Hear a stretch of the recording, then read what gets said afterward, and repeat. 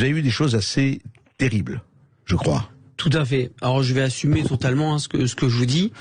Moi, sur place, j'ai été témoin de crimes de guerre. J'ai vu beaucoup de crimes de guerre. Les seuls crimes de guerre que j'ai vus pendant les jours où j'étais sur place ont été perpétrés par des militaires ukrainiens.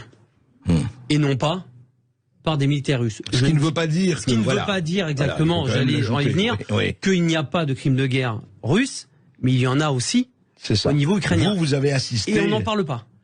Ouais. C'est ça, moi. Quand je suis rentré en France, j'ai été extrêmement choqué, même des personnes qui sont invitées sur les plateaux télé à droite à gauche.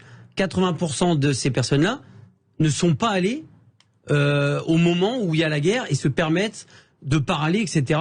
Ça m'insupporte.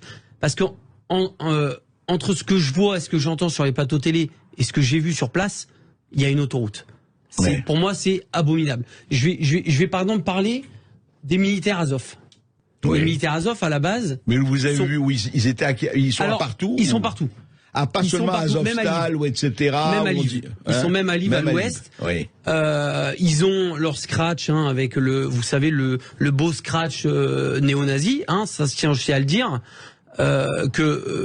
pour moi, ce qui me choque énormément, c'est que l'Europe donne quand même de l'armement à des militaires, pour moi, néo-nazis, avec un sigle néo-nazi.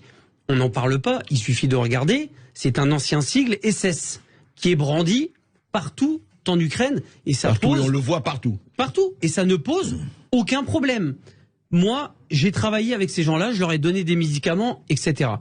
Vous savez quelles étaient leurs conversations devant moi? Parce que je comprends un petit peu l'ukrainien et le russe et beaucoup parlent anglais.